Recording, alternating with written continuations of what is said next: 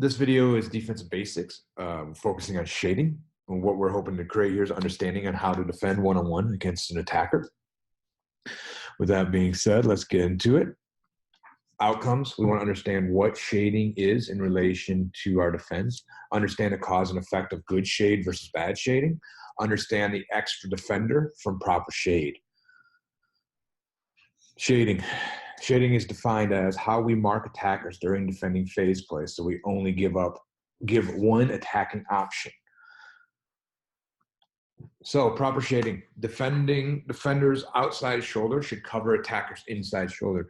You can see in this diagram here that the attacker is on the bottom, the defender is on the top of this grid. The defender is shading the attacker's inside shoulder, presenting only one way for the attacker to go, which is towards the outside into the narrow tram. You can see the sideline on the left side of the diagram and the 5 meter in the inside of the diagram as well.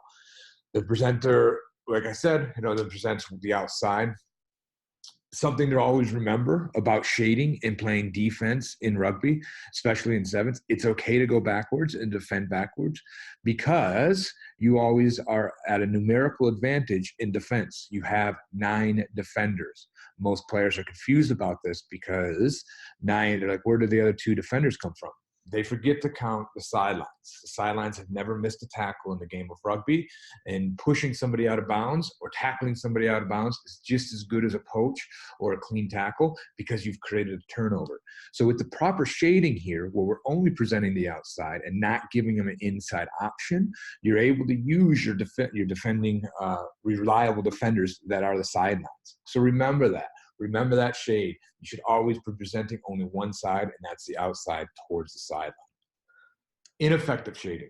You see this happen a lot where players start to play it like it is like in 15s defensively, where they line up nose to nose.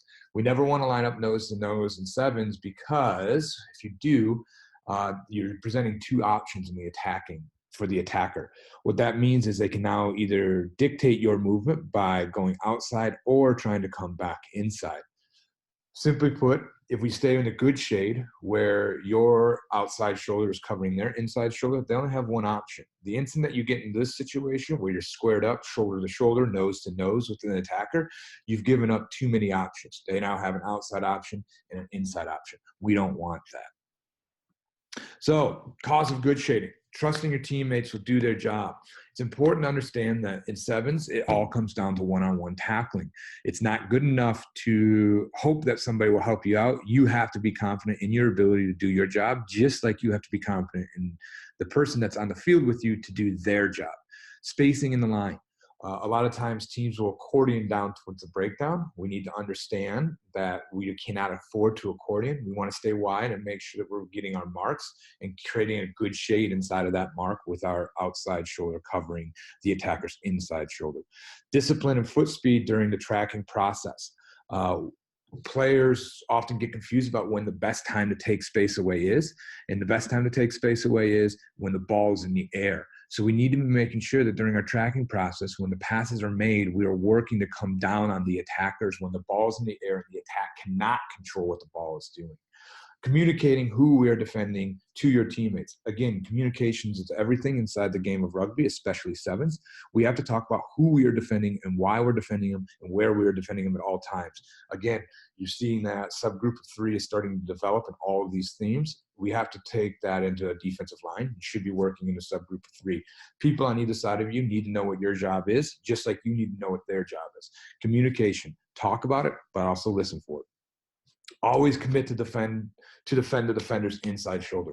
Again, making sure that we are attacking the shoulder and not trying to attack the player's midsection or anything. We always want to come down on that shoulder. That way we're able to make sure that we're staying in a really good shade. Cool. Cause of poor shading, poor fitness. Players often get caught out because of poor fitness. They're not able to keep up with the play. Those are things that you can control. It doesn't take a lot to go outside and run a couple hills or run a couple wind sprints, even before practice. Bunching up around the breakdown. Again, we talked about how we some teams accordion down to the breakdown. We don't want to do that because then you're having to chase the ball around and chase the attack. So we want to make sure that we're keeping our spacing of about 10 to 12 meters and we're lining up on the right attackers. Not communicating who you're defending. Again, we know this to be true. Communication is everything. A lot of the times, two defenders will play the same player simply because they're not talking and leaving somebody uncovered. Trying to play square up on the attacker, nose to nose. Again, that's an easy way to get burned back on the inside or on the outside. All it takes is one little juke step and you're in trouble.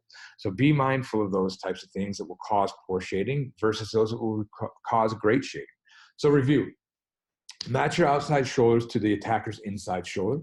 Always use the 8th and 9th defender, your sidelines, and communicate your responsibilities to people on either side of you, but also make sure that you're listening to their responsibilities. Communication is a two-way street. You have to be able to listen and you have to be able to communicate and talk to them. So make sure you're following those good habits. That is the basics of shading. Hope you've learned something. If you have any questions, as always, please let us know.